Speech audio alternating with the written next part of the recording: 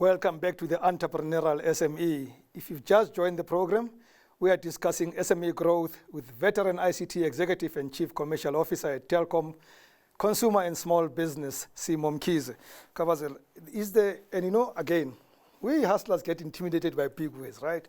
Is there a difference between growth and diversification? Are they related in any way? Yes, there is difference, because at times when we diversify, you diversify to survive. Yeah. Right? And at times you may feel like you haven't moved and your business have not necessarily starting gaining and growing in scale and in size. While growth is where at times you actually are progressing within the core of your business, or taking on new opportunities, diversified, but adding on to the business that you have and the revenues that you have as a business. So I think it's quite key as a small business to ask yourself, am I diversifying to survive, or am I diversifying for growth? And there could be reason for both, but it's quite important to then track your progress and success based on what diversification is helping you to do. But the two concepts can work together. You can diversify and end up growing. Definitely. Yeah. There are many cases of businesses that have diversified and achieved significant growth.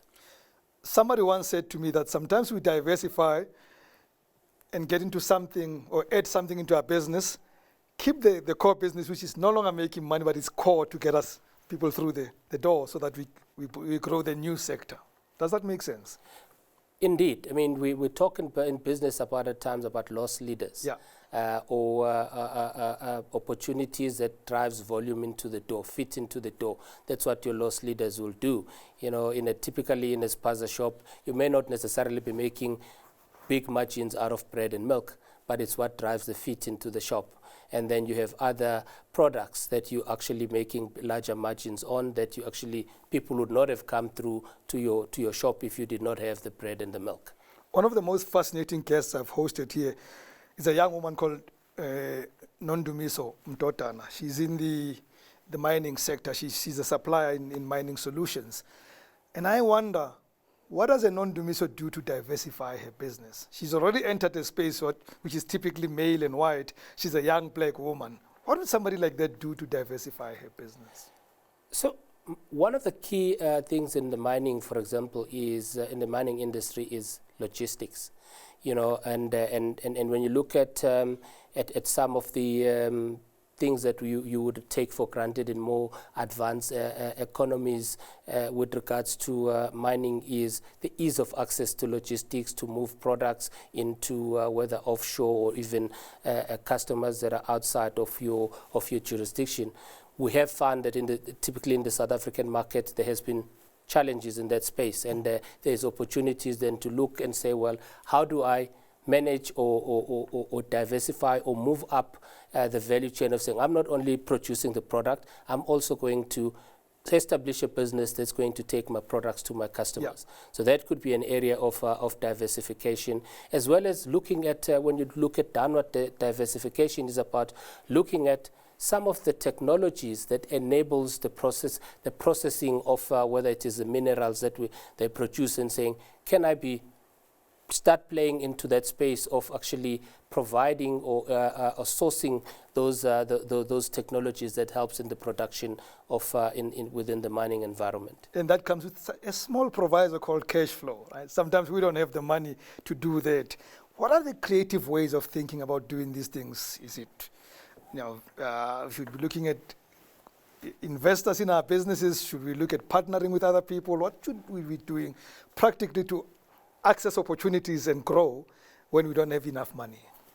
So when we don't have enough money, firstly, we have to, as a start, believe in the idea or believe in the concepts of what we want to take out there. And, that skill to be able to sell yourself or sell the service that you want to grow into is critical. Even if you're standing in front of bankers to look at them funding you, or private equity funders, or even looking at partners to come into your business. I've had a lot in business that says, investors say, I invested in the person, not in the business. You need to be able as an entrepreneur and a small business to be able to sell that vision. Yeah. And again, when you believe in the core of your business, you will be able to do that. What should SMEs think about for 2024 and beyond? We are in a very fast-changing space from a technology perspective that influence almost across any industry and any business. You spoke about mining earlier on, and when you think about mining from a technology perspective, we're talking about private 5G networks now. And at Telkom, we are currently involved in trying to do such business with various mining environments. You wouldn't have thought a mine would be looking to procure their own network. Yeah. Well, they use networks that that are available. So in every industry, I think it's very critical to look at it and say, how does technology going to impact? There's AI that is really cutting across these various environments, and that could create significant competitive advantage. It can eliminate costs in businesses, simplify processes. So I think businesses in 2024 and beyond, if you are not investing time and at times even money in understanding how technology as well and digital services can influence your business, you are going to miss out and you are going to become irrelevant very shortly. I did warn you that we don't have enough time. We could speak forever, but thank you very much, Kabazwe. Thank you for the opportunity, Rams. And thank you very much for watching the Entrepreneurial SME. From me, Rams Mabote, good night and God bless.